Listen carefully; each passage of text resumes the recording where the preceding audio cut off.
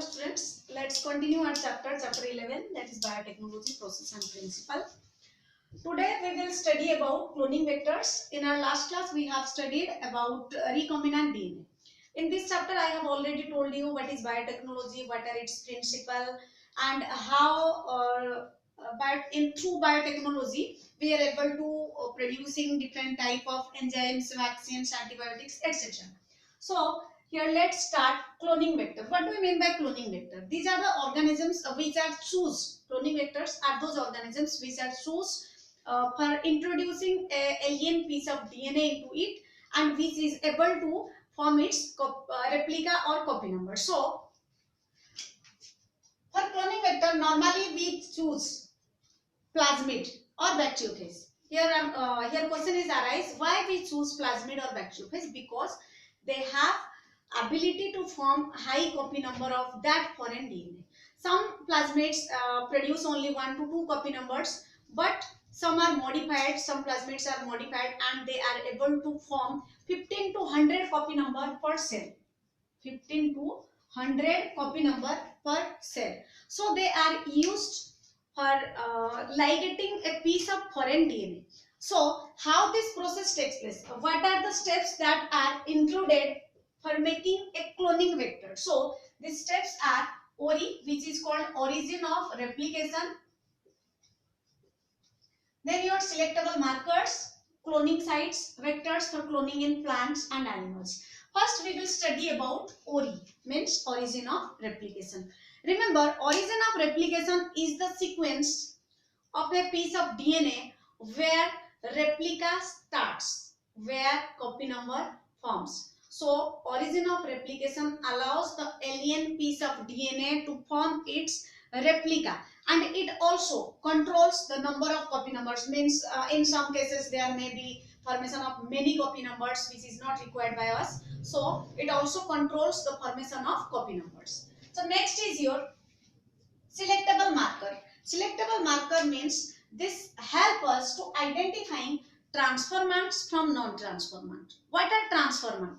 Transformants which are gained by the vector. Piece of DNA when gained by the vector means here transformation occur. So where transformation occur, they are called transformant, and where not occur, they are non-transformant. So simply selectable markers are helpful in identifying transformants from non-transformants. And here are selectable marker. Antibiotics are used like your ampicillin, tetracycline, chloroamphenicol and kanamycin. They are called as selectable markers.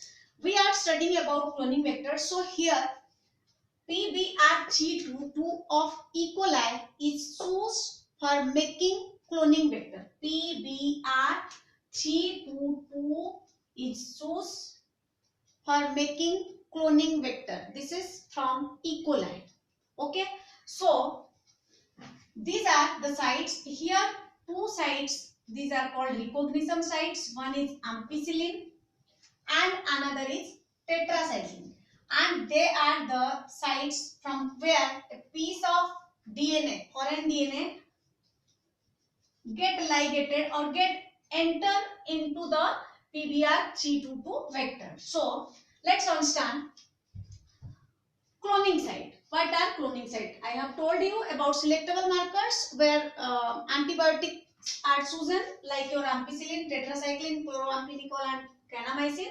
So let's understand this diagram. So here two recognition sites are present. One is tetracycline and one is ampicillin. These are selectable markers, and their importance is to find out which is transformant and which is non-transformant. And tetracycline have two sites. One is BAM-H1 and one is SAL1. So when a piece of DNA is ligated or introduced or entered through BAM-H1, then here the tetracycline loses its antibiotic resistance capacity. And also remember one thing, that there are only a single recognition site is present in any vector. This is because if many recognition sites are present, then it will make the process complicated. Means it will make more copy numbers and the process unable to fulfill what is its requirement. So here only one recognition site is Susan. So when a piece of DNA enters through tetracycline region for further replication, here tetracycline loses its antibiotic resistance capacity and cloning starts from ampicillin region. Remember, here from tetracycline region, no replica will form, no cloning of the foreign DNA will form. Why? Because it already loses its antibiotic resistance capacity. So, but still tetracycline is not removed from this. It is selected to identify which is recombinant and which is non-recombinant. Here you are getting confused that transformant, non-transformant, then recombinant, non-recombinant. Recombinant means whether the foreign DNA combines with the vector DNA. So, as I have told you, from ampicillin region, replica will start. Formation of replica will start. And after replica formation means after formation of recombinant, they are again put in two different plates that are containing both ampicillin and tetracycline for identifying where recombination takes place and where not. So, transformants grow on ampicillin region. First, we have to understand transformants grow on ampicillin region. Only transformants grow on ampicillin, but the non-transformants grow on both ampicillin as well as tetracycline. So, if we remove tetracycline, then non-transformants also grow on ampicillin. So, here we get confused which is transformant and which is non-transformant. That's why tetracycline remains in the vector. So, after simultaneous plating of both ampicillin and tetracycline, we able to identify which is transformant and which is non-transformant. Again, this process is so much cumbersome, means it takes many time and complicated also. So nowadays, chromogenic substrate are discovered, due to which it helps in identifying the recombinants from non-recombinant ones. How? Because producing colors. Chromogenic substrate means which produce colors. So when the transformants means the recombinants add on beta galactosidase enzyme, which is a chromogenic substrate, this enzyme gets inactivated due to insertion. So this is called insertional inactivation, and due to its inactivation it gives blue color to the substrate. Blue, it forms blue color colonies, and appearance of blue color proves that there will be no recombination takes place. So beta galactosidase here help in identifying recombinants and non-recombinants. If blue color shown, then this is non-recombinant.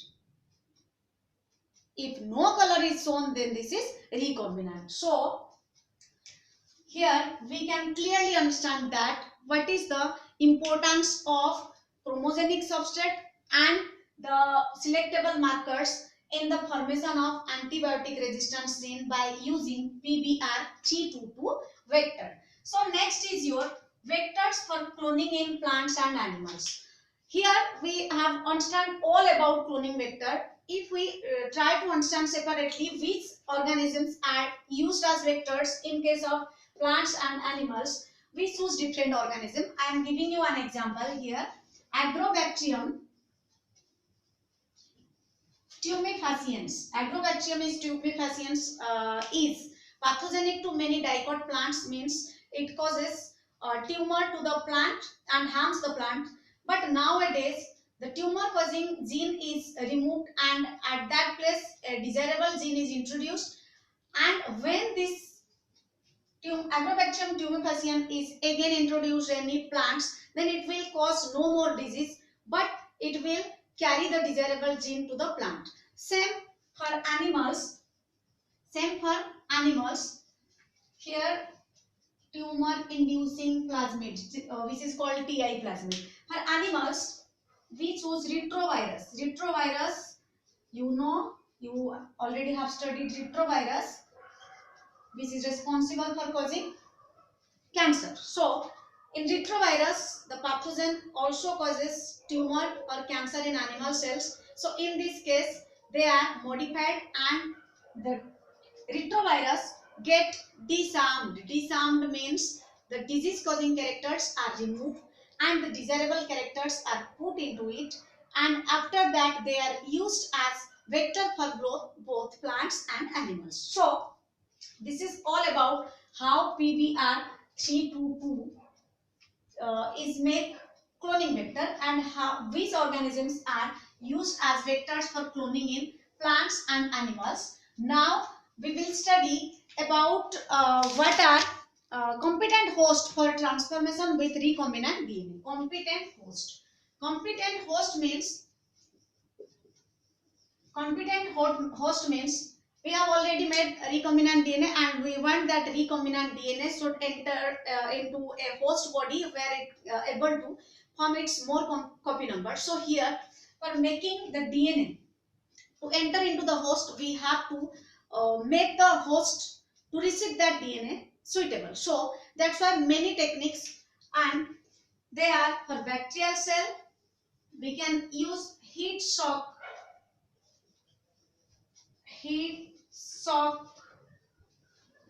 procedure in which remember the nature of DNA is hydrophilic. And DNA is also negatively charged as well as hydrophilic. So it can't enter into the cell membrane. So here the DNA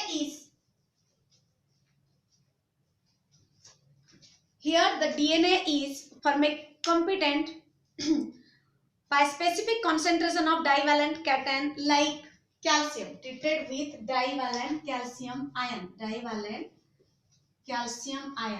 Calcium is positive, DNA is negative. As we know, opposite charges attract each other. After treating with calcium divalent ion, it able to attract the piece of DNA. The host is treated means the bacteria is put in a solution that containing calcium divalent ion, due to which it able to receive the recombinant DNA.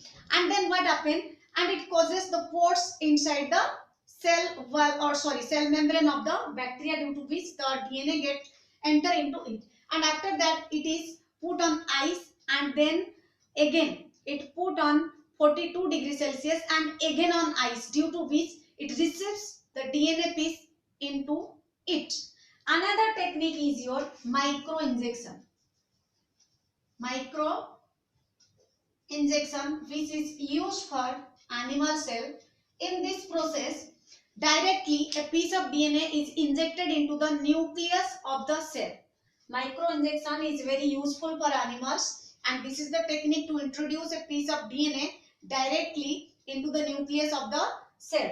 And another technique to make competent host is in plant cell, that is called biolistic